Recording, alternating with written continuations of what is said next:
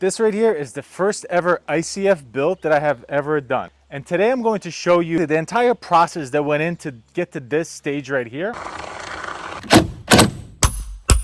What we'll talk about is the footings that we did.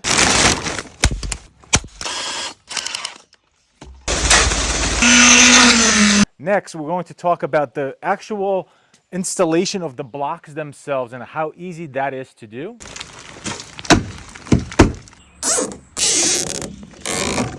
Then we're going to talk about the bracing systems. Make sure that everything is braced, plumb, and straight.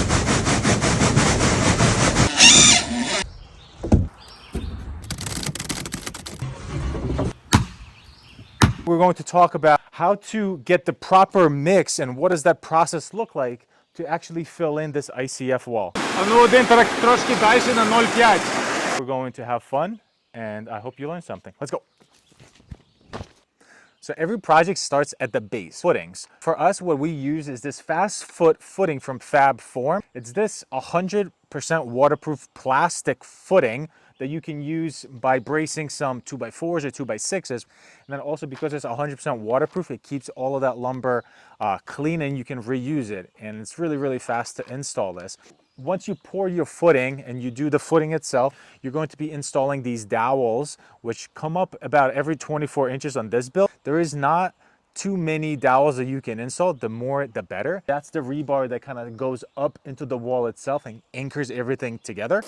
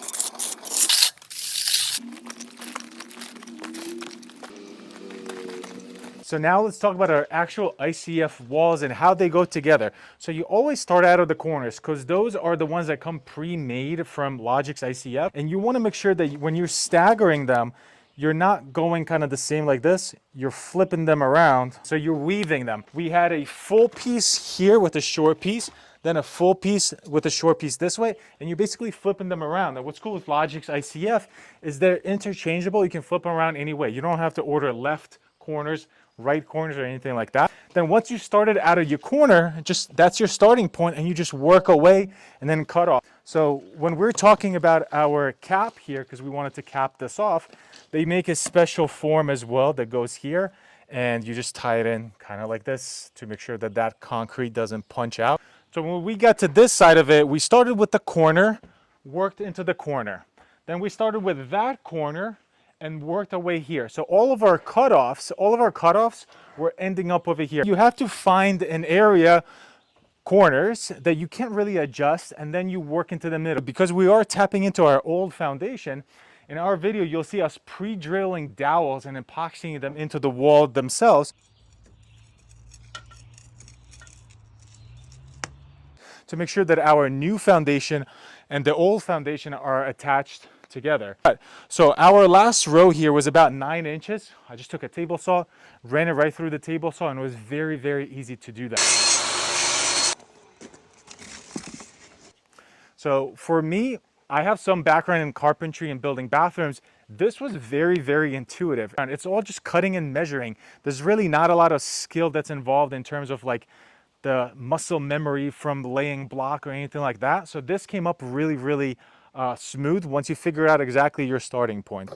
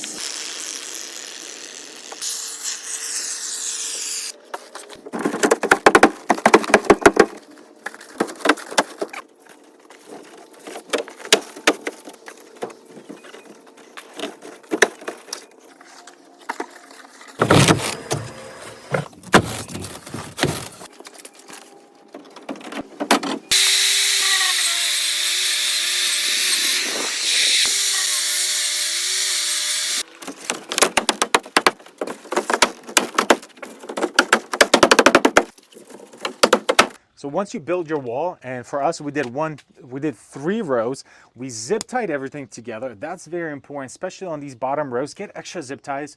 There's not too many zip ties that you can put in. So once we zip tied those first 3 rows, and before the wall got way too big, we use these Zevlers, also from Fab Form. And what that does is basically you drill it right into these webs, which is the plastic kind of studs that are inside of your blocks. And what you will do is then you use a nut driver to then level everything out. Long level or a laser, or ideally you'd have a rotary level. I gotta get mine. What that also makes sure is that if your footing is not perfect, this allows for you to kind of screw up a little bit and then fix it. So then you started your high point. And then you use the Zevlers to raise that up, raise the entire wall up to that level. Then once we were able to do that, once we did our Zevlers, we raised it up, we strung a string line and then brought that wall out to it in order to make it nice and perfect.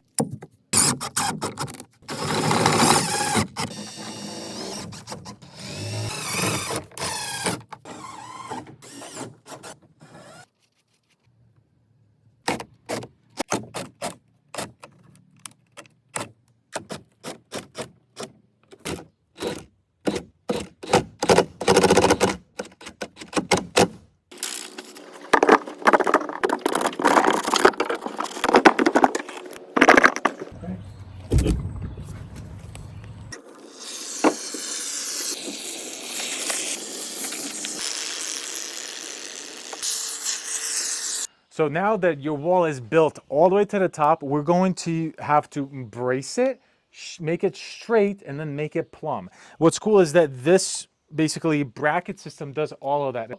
And the reason that all my wood is kind of long like this and I didn't cut it is because I want to reuse it. So I bought 2x4x12s, and I used them as much as I could without cutting it. And when I did cut it, I only cut it to 8 feet so that I could reuse it on other walls. First, you're going to be installing these guys, and it's something that will kind of lock your wood into it. And we install them again every like 5 to 6 feet. You space them out where it makes sense.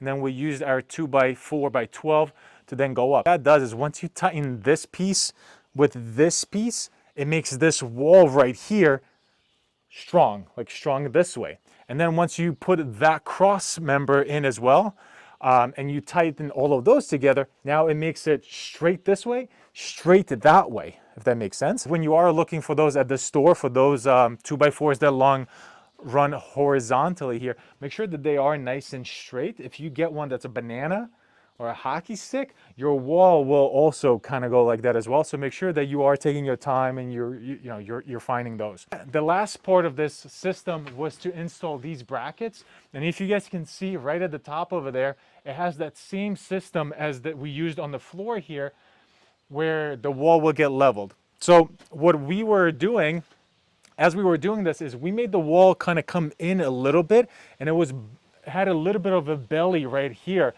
And then we poured all of our concrete, and then at the end, we adjusted it perfectly. So we had a string line that would come across.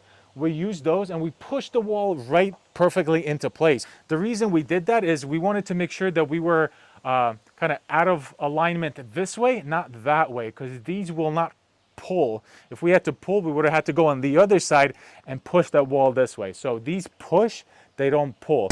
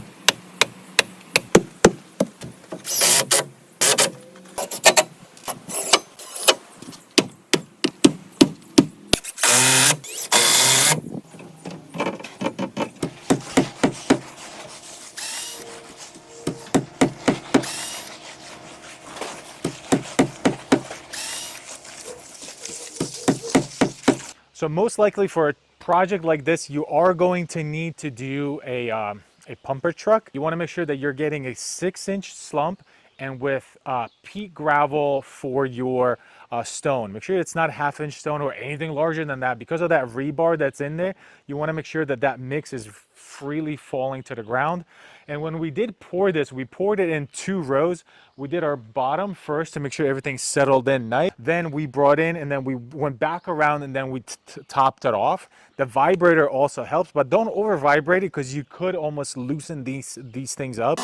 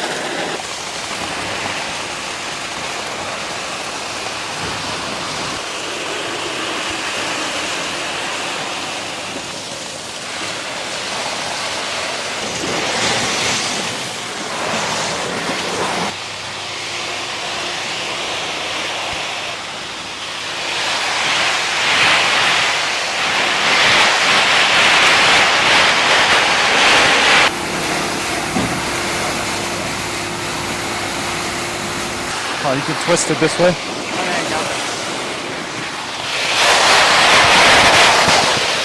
Calvin, what are you doing? You're missing the whole thing. You didn't spill it over in the corner.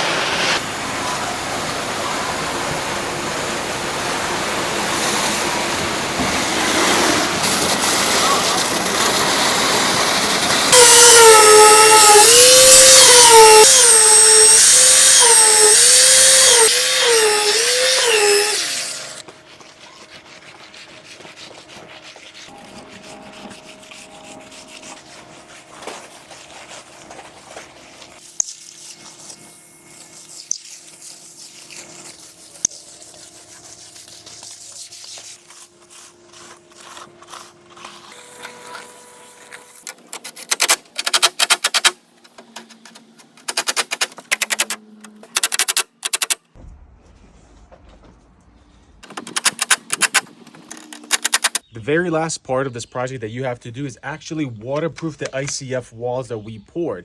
So you'll see that we use this Resisto waterproofing. It's this membrane waterproofing that has tar on the back side of it. It's very sticky, but it goes on pretty easily. Let me show you how we did it.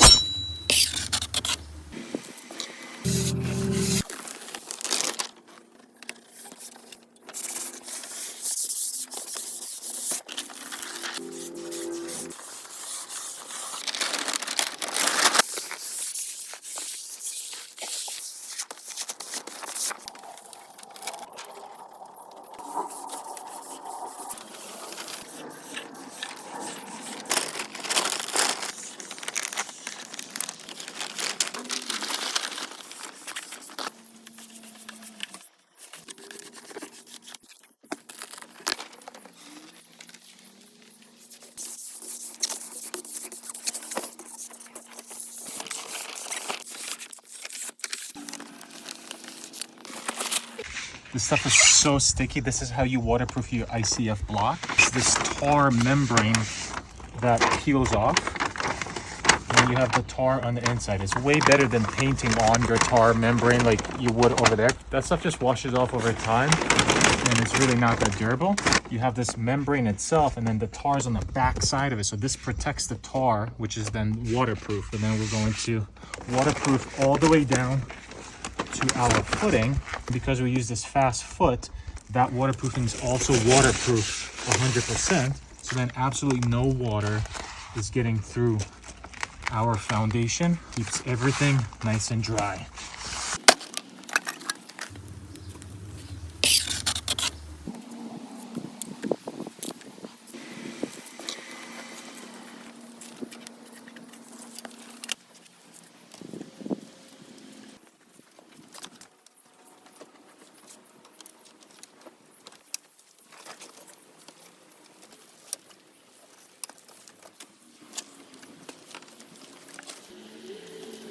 So all in, this part of the project, our foundation for our addition was about $6,000 out of pocket, and that includes everything. Concrete trucks and pumpers and everything that we had to order from them, rebar, the ICF walls, and all of the footings. And it took us about a week to do. I don't think it's that bad.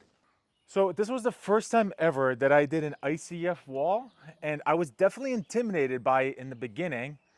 But then once you kind of get going, it's really not as hard as I thought it was. Definitely much easier than it would be to do your concrete blocks if you don't have any experience setting those, because that can get really difficult.